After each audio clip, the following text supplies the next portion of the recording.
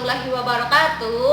Kembali lagi bersama saya Siti Umariah, mahasiswi Agribisnis Universitas Trunojoyo Madura, NIM 1 dari kelas A. Pada kesempatan kali ini saya akan mempresentasikan sebuah proposal bisnis saya yang bernama Sersimar, yaitu serabi milik Mbak Siti Umariah. Untuk selebihnya seperti apa? Yuk kita simak pada video kali ini. Check it out! Baik, ini adalah proposal dari saya yang bernama adalah Sersimar, di mana Sersimar ini gabungan dari dua kata yang berarti ser dan juga simar. Ser berarti serabi dan simar adalah Siti Umariah selaku pemilik dari perusahaan tersebut. Bisa dilihat dari latar belakangnya bahwa di sini saya berada di Tuban karena Tuban merupakan salah satu kabupaten dengan penghasil potensi yang besar mengenai pertaniannya. Salah satunya adalah padi. Sehingga di sini mengapa saya memilih serabi? Karena yang pertama, padi itu tidak digunakan hanya sebagai bahan untuk kebutuhan pokok saja berupa beras, melainkan juga sebagai produk sekunder, yaitu olahannya, yang berarti tepung beras yang nantinya akan dijadikan sebagai bahan baku dari serabinya tersebut. Lanjut kepada pengenalan kafe. Jadi di sini Sersimar ini berbentuk kafe, yang mana kafe Sersimar ini berada di Jalan Badekan, Losari, Gang Sawahan, Kecamatan Soko, Kabupaten Tuban. Untuk perusahaan dari Sersimarnya ini ada dua cara promosinya, yaitu menggunakan online dan juga menggunakan offline. Yang online-nya itu menggunakan WA dan juga Facebook, sedangkan offline-nya bisa dengan delivery ordering ataupun juga melalui pemesanan bisnis.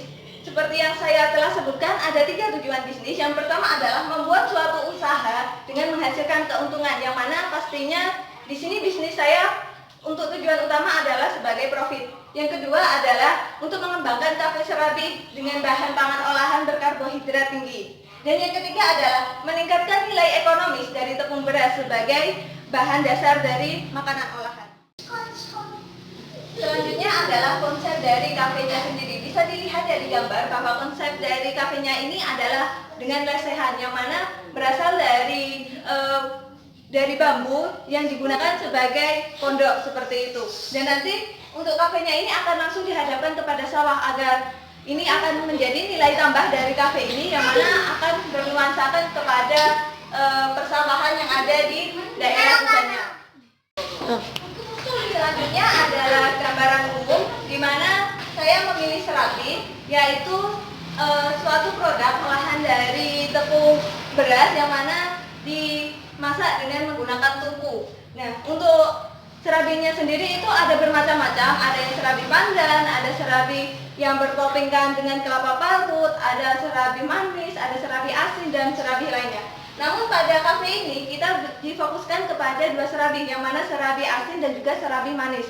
Yang mana serabi asin dan serabi manis ini sebenarnya itu sama dengan serabi yang sebelum-sebelumnya. Namun dengan cara penyajiannya yang berbeda. Ketika serabi asin itu disajikan dengan cara dituangkan santan, sedangkan kalau serabi manisnya itu dengan cara dituangkan dari gula yang telah dicairkan.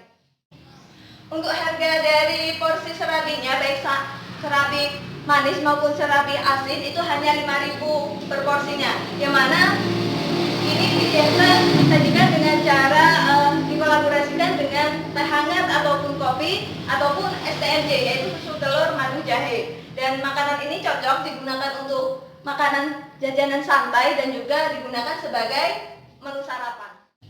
Untuk bahannya terdiri dari 5 bahan. Yang pertama adalah 100 gram tepung beras, terus ada 50 gram tepung terigu, terus ada setengah mililiter perasan daun pandan. Itu ketika apabila teman-teman itu menghendaki serabi dengan daun pandan, bisa juga dihilangkan. Terus setengah mililiter air santan dan juga setengah butir kelapa, terus setengah dari sendok teh. Untuk cara pembuatannya di sini bisa diketahui ada 8 langkah. Yang pertama adalah rebus santan, kemudian aduk hingga mendidih. Terus yang kedua adalah campurkan tepung beras, garam, dan aduk secara merata. Terus yang ketiga, tuangkan santan secara perlahan-lahan sedikit demi sedikit dan aduk secara merata. Terus dilanjutkan kepada yang keempat, yaitu setelah adonan jadi, siapkan tungku dari tanah yang telah dipanaskan. Terus yang kelima, olesi tungku tersebut dengan minyak agar menghindari dari kelengketan bahan tersebut. Terus yang keenam, tuangkan adonan secukupnya di tungkunya.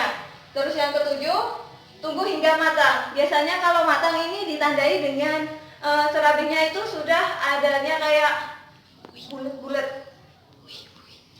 Terus yang kedelapan adalah angkat dan kemudian sajikan. Nah, di sini untuk disajikannya ada dua macam, yang mana yang pertama itu adalah sajikan dengan menggunakan santan. Ini bagi serabih yang asin. Terus yang kedua adalah sajikan dengan dari gula yang telah dicairkan, yaitu untuk serabih manisnya.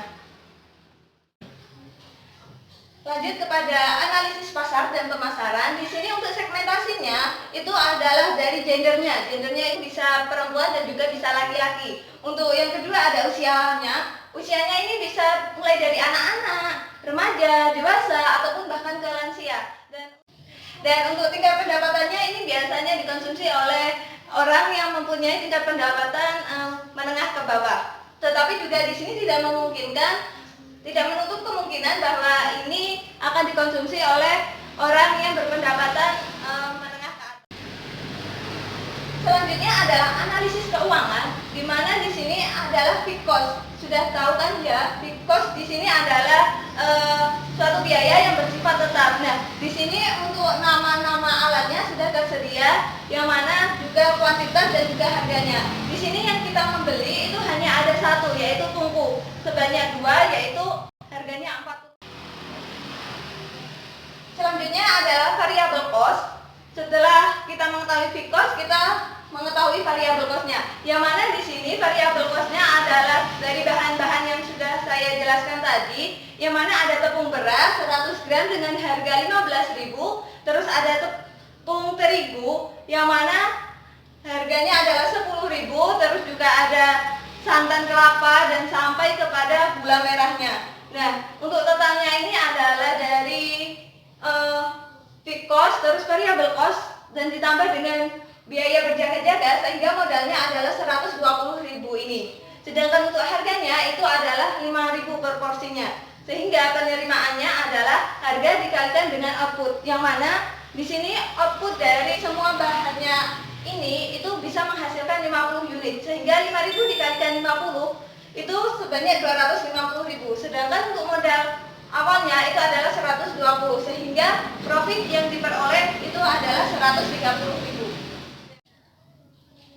Jadi itu adalah pemaparan dari proposal saya. Kurang lebihnya mohon maaf. Wassalamualaikum warahmatullahi wabarakatuh.